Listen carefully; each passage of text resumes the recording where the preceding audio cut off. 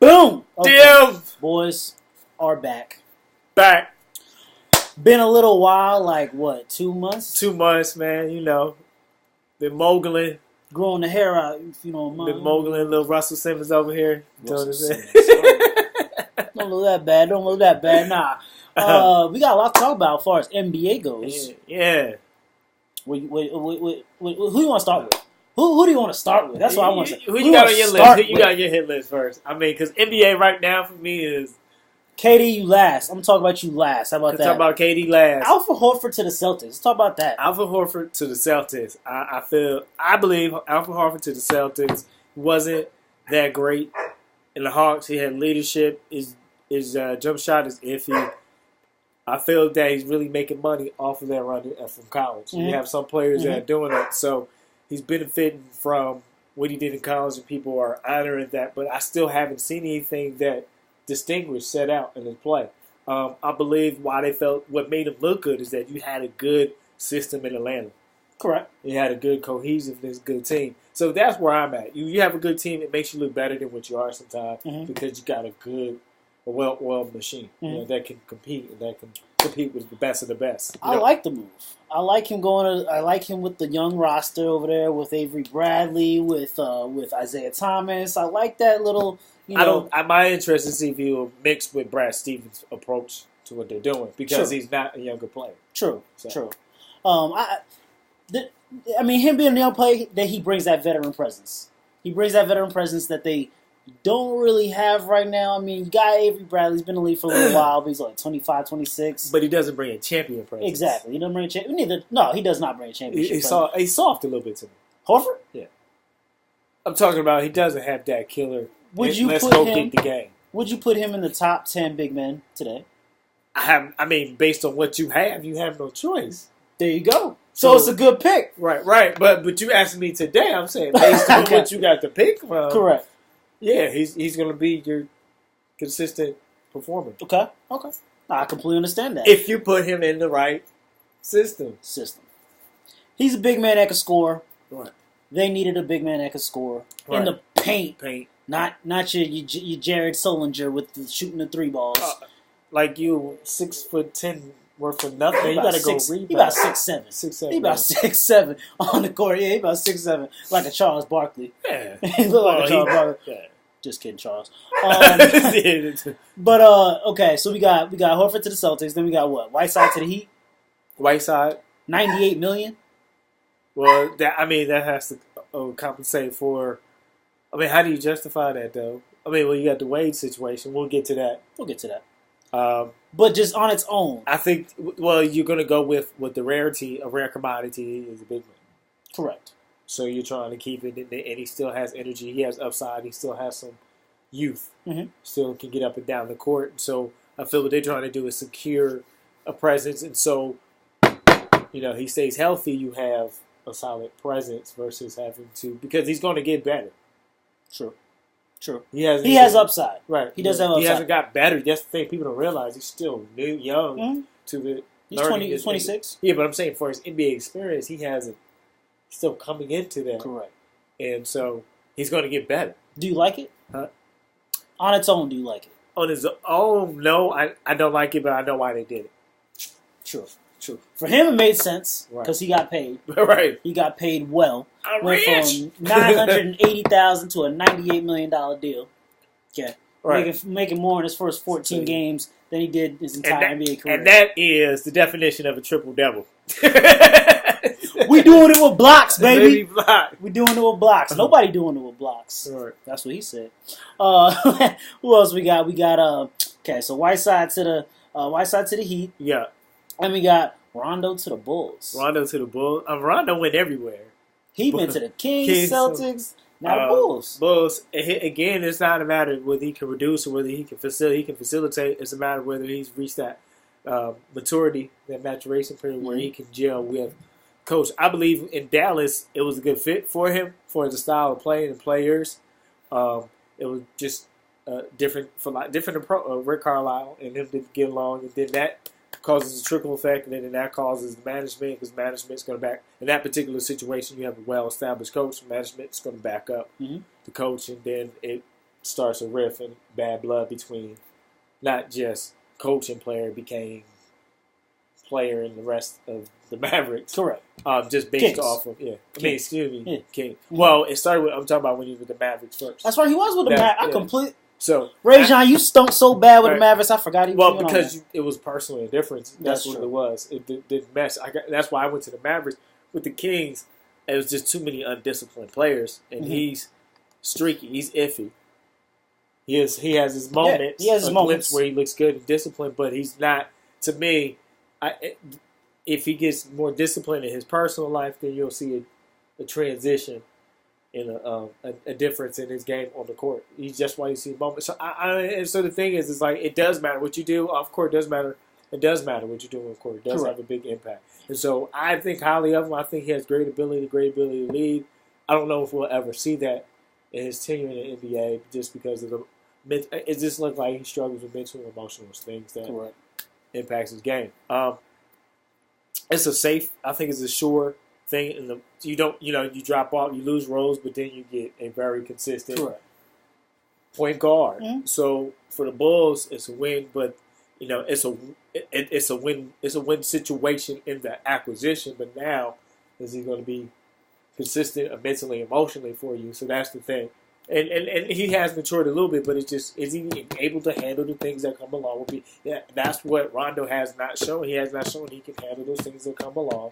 Just the basic responsibility of being a professional athlete. That's where he has fell short and has taken away from his heart. He's done a lot of great work in his profession, but what's taken away from that is when he did that great work, though, he was with 2 Hall of Famers, 3 Hall of Famers. He still made his mark, though. Sure. You take away him, they don't get the ball as easy. That's very true. That's what I'm saying. Those heads might have had an influence on him because he even bumped heads with Doc Rivers. Right.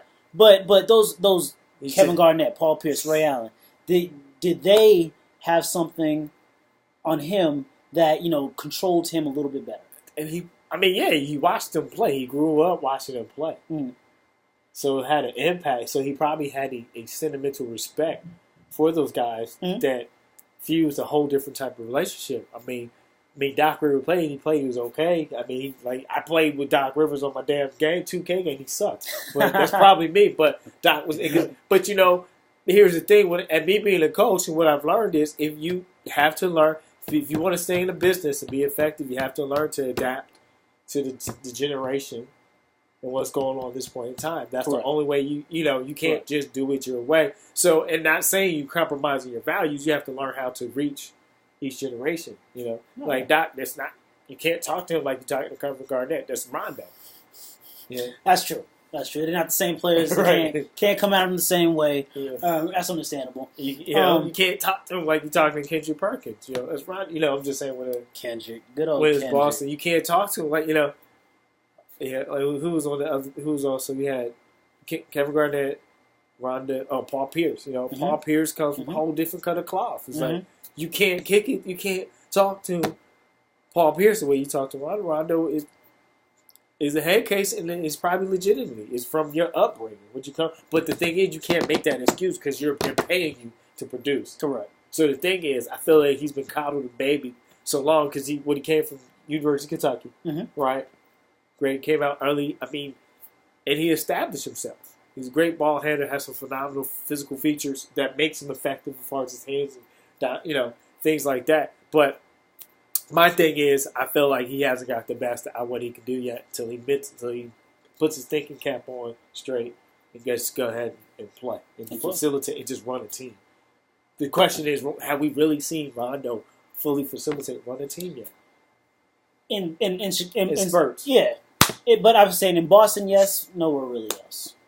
Boston, yes, nowhere really else. But that's because he had the people to do it with. Exactly. To influence. So we're gonna talk about individual signers on their own, not the whole team. If it made sense right now, we talking about the players and how it works for them.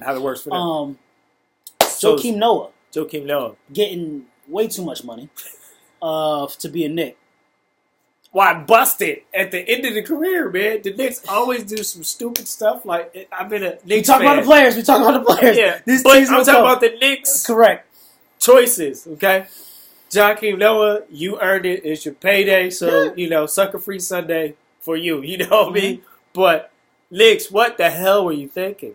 In the past 2 years, how many games has the man played? He sat 40? out. Yeah, he sat. That's not maybe. It. Maybe. This is not. It's not. I mean, he's. You got paid. You know what he reminds? You know not what a bad. You know what No King Joe reminds me now? Patrick Ewing in the last 3 years of his career. How old is Joakim? Joakim Noah is not even 34, 35. He's 30. But it's 31. But that's where, remember, AAU, college.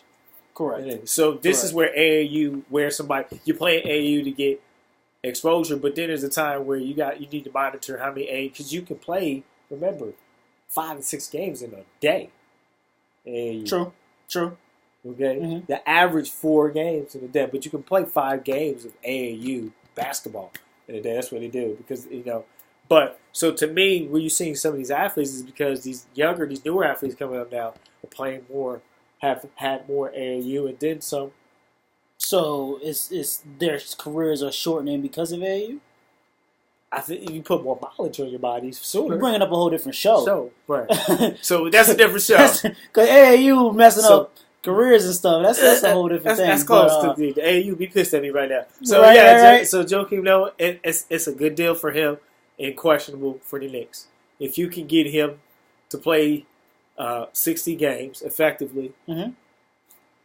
and then have him active in the play, and make it to the playoffs and have a presence. Now you've got your money's worth. The thing is, can you complete this fairly healthy? Can you get healthy? You got to go work. He's got to get. He's not. If you look at his body, he doesn't put. To me, he doesn't put effort to be in shape or to get in shape. He doesn't. I mean, let's be honest. What does he even practice? What do you think he practices? What does he go out and practice? Craziness. Just dribbling the basketball like he's a guard, right?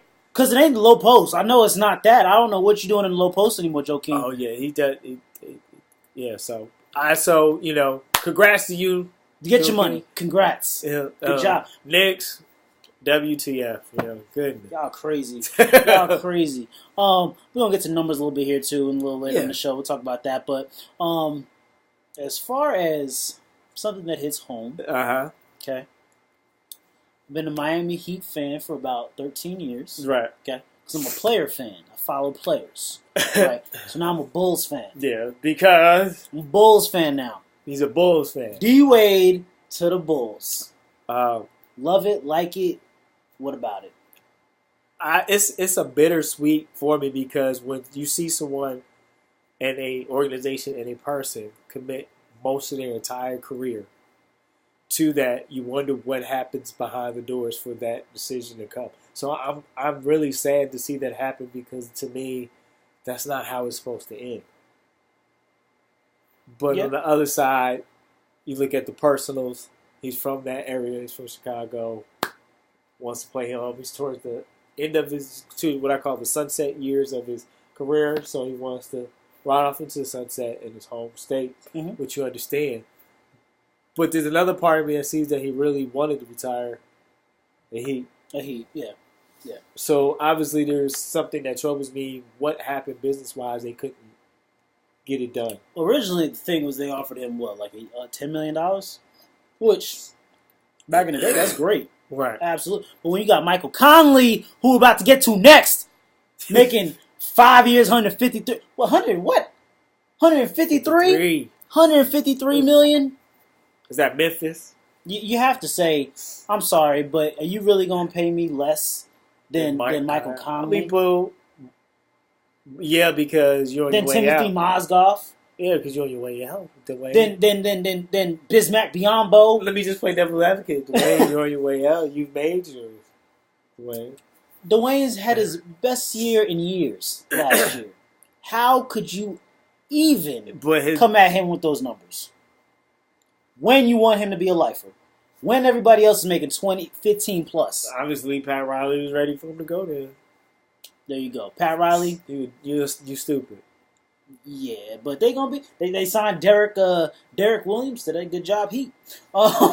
Good job, Heat. Yeah, because he sure didn't do that with the Knicks when he was with the Knicks. I'm just talking about a little bit crazy numbers to me. So, Bismack Biyombo, 4 years, $72 million. Can I go back to the way? Yeah, go ahead. I think that's a great fit for the Bulls and be effective. Great leader.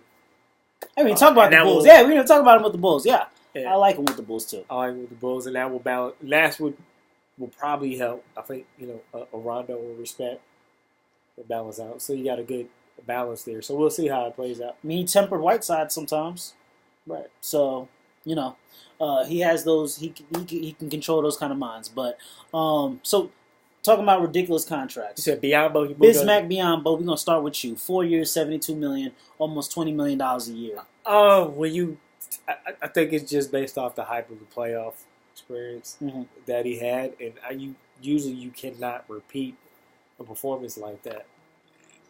He going to the Nets. The Nets like to pay for overblown players. Right. Jeremy Lin. Yeah, you have a shining moment. That's fine. Yeah, give him an increase in pay, but to triple that, I don't see they prove themselves. You got to give me, I think money is thrown too easy. You got to give me 2 seasons in a row where you're healthy, you're on it, and you're playing like that. And you got to, and you're one of the reasons why we're in the playoffs because you play good defense. You're there, and you get what I'm saying. I mean, I think that's even weak. Some people will go 3, but I say if you give me two seasons in a row where you're there, then okay, now this is a legitimate player. Mm-hmm. Just talking about for the money that you're throwing out there. Now you go, this is legitimate. Okay. But somebody has a come-out party, for his performance-wise in a playoff. That doesn't mean they deserve a raise, yes, or exactly. A bonus, but not. He definitely deserved more than what he made. He was making minimum. He's making a little bit more than minimum, like $1 million plus, something like that. Which $8 to $10 million contract, I could see that. Not 47, not $72 million. For 4 years. That's a little bit too much for my liking. Just a little bit more. We got Jared Dudley. That's how do I say Jared Dudley? Yeah, sorry. Jared Dudley. 3 years, $30 million. With $10 million a year. I'm not gonna talk about that Mike Conley trade yet. We're not gonna talk about that. Jeff Green, 1 year, $15 million to the Magic. Yeah. He's not worth 15, but he's a 1 year deal, 15. I mean, put it like for the this: Magic? at first, you thought Jeff Green was a force, and then it was like Jeff Green who? Correct. First, it was like Jeff Green. Now it's like who? Who? Celtic. He used to be a Celtic. If you didn't know. Yeah. But sometimes when players get traded like that, they rediscover, they reinvent themselves. So it might be a good opportunity. He might. Different franchise, different system. Mm-hmm. It might work for him. Correct. And I wanted to see that happen because he is a good player. True. And he did battle some health issues, mild health issues. You remember he had a little heartburn and things like that. I mean, not heartburn. I don't want to spend too much time on you because you're not that good. Yeah. So I'm gonna keep on. Chandler Parsons, 4 years, $94 million. Chandler Parsons. That's terrible, going to the Grizzlies. That's terrible, Ernie. Do you know? Terrible. Chandler Parsons and Michael Conley make up 51% of the Grizzlies' payroll right now. That's terrible. Well, 51%. Here's where they're going. They're going fresh legs, youth, jump, hop. They're trying to. What? They re-signed Conley. He's just the same old guard you've been had. I mean, he had a good. Chandler Parsons ain't fresh legs. Compared to what? Exactly. Exactly. He can shoot. I don't know what people would talk. I mean, $98 million for. It just doesn't make sense to me that there is so much love for him when he's only averaging like 14 and no rebounds, no assists. See, and then you wonder why I say NBA nothing but awful. Awful decisions right now. Just a couple more here. And then we'll get to the big guys. Jordan Clarkson, 4 years, $50 million. Nicholas Batum, 5 years, $120 million. Drummond, 5 years, $130 million. Going back to the Pistons. DeMar DeRozan, 5 years, $145 million. Mozgov, again, like I said, 4 years, $64 million. That's bad. These are Dudley and Mozgov is like the worst. But the money's there, so get your money.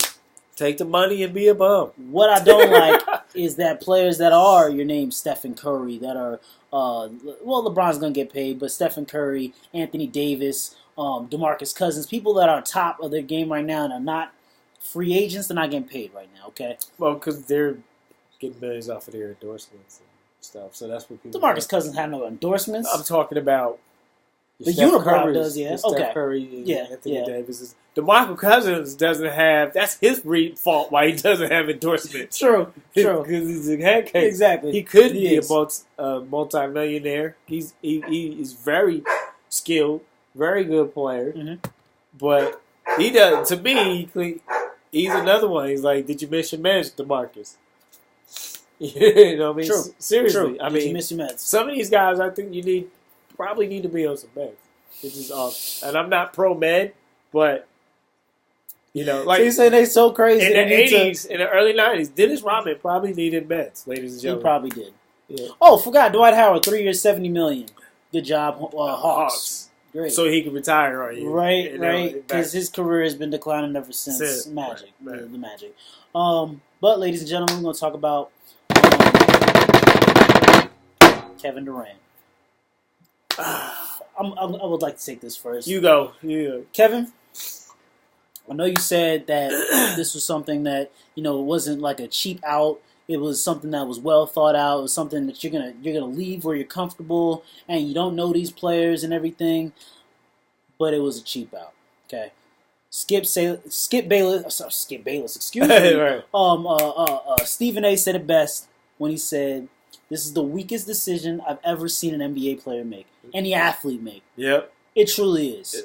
Not only is it... He's number one and LeBron is second now. But okay, so people are trying to clump LeBron and him together, saying that LeBron James, what he did was the same thing as what Kevin Durant did. No, it wasn't, okay? Because the Miami Heat had a losing record the season before, okay? What did the Warriors have? Winning record. The best record of all time. All time. Okay? They beat the Bulls record. 73-9. So 73-8. 73-9? 73-8. That's right. No, 73-9. 73-9, exactly. But 72-10 has a better ring. That's true. But I'm just gonna say I feel that it was a weak move. That if I ever, it's not a comparison. LeBron and him. Okay, it's not. I mean, on the factor of what the records were, doing your homework on that. That's a good point. Bring up when people argue, but you still going to play with an established one-day Hall of Famer and things. And so, so going to play with somebody that had a losing record. But the thing is, you work to try to help him to win. So, but I just didn't I disagree with it because you bailed out when a work that was in progress. Like you would have got some help eventually in the team. But we're talking about LeBron, Cleveland. Yeah, but we're talking about KD. That's so. That's what I'm saying. They're trying to group them together. No, KD. That's the weakest week. All you had them up 3-1 in the playoffs. Your team is capable. All you had to do is get the acquisitions you got this year, and you're right back in the mix. You're competing. People stay healthy. Some people are about the conspiracy theory of NBA, and also we talk about or bounce around the idea of the secret owners meetings to manipulate and to cause drama and rifts in the NBA. I think it's horrible. I think this just took away from the quality of what was going on in the West. Now you're gonna have basketball. Now you're gonna go back. Now it's gonna be back to those top 2-3 teams is dominating the West. That's what's what gonna happen. Early '90s was. What early '80s, late '80s with San Antonio's gonna find a way to compete. They always will. They always will. But now after that, Lakers is gonna struggle. Memphis is gonna struggle. You're gonna have 8 teams in the playoffs, but it's gonna be obvious. You're above the fray. I still don't think it's a guaranteed thing that they win a championship. And the East will still have losing records in the playoffs. So. Exactly. As far as the signings that go with the team, actually, hold on. So one more thing with Kevin Durant. Yeah, go ahead, man. What? It just does not make sense to me how he could do something like that. They won one the year previously. They won a championship without him.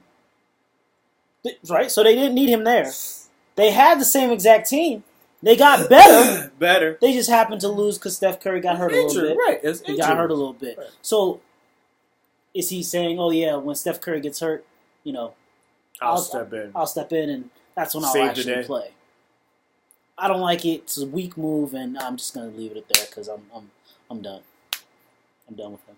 Me too. I used to be a KD fan. Me too. I respect it because he was just sticking it out, growing the franchise. You got sold off from your Seattle Supersonics, and you get sold to Oklahoma City. You stick with it, and you could have made history for a city. I mean, that hurts, man. That hurts. That hurts the franchise. That hurts people. It does. With the new signings, how you look at the power rankings in East at least? Obviously, you got your Cleveland up top.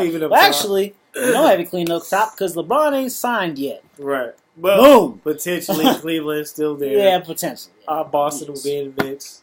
Chicago will be in the mix. You put them top 2? Boston in top 2. I say the way they were playing in the playoffs in the season, I was impressed. You put Toronto over them. No, because Boston doesn't have an answer for that post yet. True. If it's not defensively that great. Right. Okay. Yeah. So you got they need an Cleveland, answer for the post. You got Toronto. You got Celtics. Orlando. Who's your 4th seed? Orlando will be in the mix, probably. Well, you putting the Bulls up there now?